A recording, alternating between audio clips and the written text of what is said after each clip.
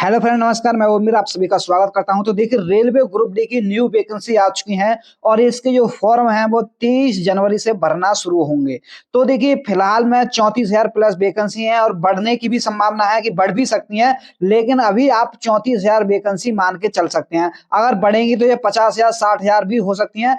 इतनी वैकेंसी होना कोई बड़ी बात नहीं होगी रेलवे के लिए, वो 60,000 वैकेंसी कर दे इनको, तो वो बड़ी बात नहीं है। तो वैकेंसी फिलहाल निकल आई है, तो आपको जो अभी तैयारी करनी है, ये समझिए कि 34,000 वैकेंसी है, तो आपको तैयारी करनी है। यानी कि वैकेंसी कितनी भी हो, आपको पीछे नहीं हटना। आपको इस बार 2025 में एक जॉब अपने लिए लेनी है। आपको कैसे तैयारी करनी है, किस बुक से करनी है, वो मैं इस वीडियो में आपको डिटेल से बताऊंगा। और आप अगर मेरे चैनल पर नए जुड़े हैं तो चैनल को सब्सक्राइब जरूर करना है। तो देखिए, सबसे पहले मैं आपको बता दूं कि बहुत से लड़के हैं कि कौन सी बुक पढ़े कौन सी नहीं पढ़े। सबसे पहले हम इसका सिलेबस समझ लेते हैं। सिलेबस क्या है? देखिए, इसमें जो सिलेबस होता है वो मैथ होता है। यानी कि मैथ आता है आपका 25 नंबर के 25 क्वेश्चन आते हैं मैथ के। रीजनिंग के आते हैं 30 क्वेश्चन और साइंस के 25 क्वेश्चन, जीके जीएस के आते हैं 20 क्वेश्चन। तो इस तरह से 100 क्वेश्चन होते हैं। और आपका जो अगर सिलेक्शन होना है, तो अगर आप 70 प्लस क्वेश्चन सही करके आ जाते हैं तो आपका सिलेक्शन रेलवे ग्रुप में हो जाएगा। इस बार भी हो जाएगा और हर बार हुआ है 70 पर, और 70 से कम पर भी रेलवे ग्रुप डी में सिलेक्शन हो जाता है। तो आपको जो तैयारी करनी है, 70 पर सिलेक्शन हो जाएगा, लेकिन आपको टारगेट 80 प्लस का ही लेके चलना है। हमें 80 प्लस की तैयारी करनी है। तो सबसे पहले बात करेंगे मैथ की।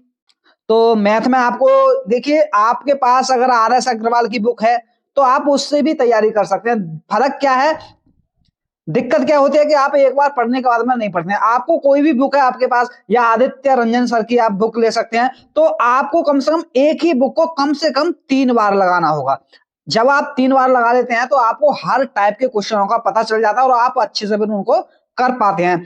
इसके बाद मैं रीजनिंग की बात करूं तो रीजनिंग की भी आपको कोई सी बुक ले सकते हैं। रीजनिंग में आपको केवल टाइप सीखनी है, प्रैक्टिस से आपकी रीजनिंग कंप्लीट हो जाएगी। मास्टर रीजनिंग आप लेना चाहते हैं तो वो भी ले सकते हैं, उसमें सारा कुछ कवर है, वो उससे भी आप तैयारी कर सकते हैं। तो रीजनिंग के लिए एक ही बुक है, आपको रीजनिंग के लिए 4-4 बुक लेने की जरूरत नहीं है, एक ही बुक आपको रीजनिंग की लेनी है।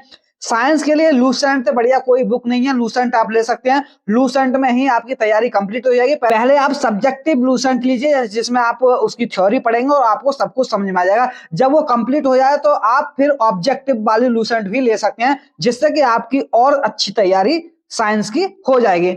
जीके जीएस पे आपको ज्यादा फोकस नहीं करना है। जीके जीएस को आपको नॉर्मली ही पढ़ना है। जीके जीएस के लिए भी आप लूसेंट ले सकते हैं और करंट के लिए आप डेली करंट देख सकते हैं, या फिर बाद में कोई स्पीड वगैरह की बुक लेकर भी तैयारी आप कर सकते हैं। तो इस तरह से होगा। देखिए, सबसे मेन क्या है, आपको मैथ में 25 क्वेश्चन है। अगर आप मैथ की सही से तैयारी करते हैं तो मैथ में 20 क्वेश्चन, अगर रीजनिंग की अच्छी तैयारी करते हैं तो 30 में से 25 ला सकते हैं। अगर साइंस की अच्छी तैयारी हो जाएगी तो साइंस में भी 20 क्वेश्चन आपके आसानी से सही हो जाएंगे।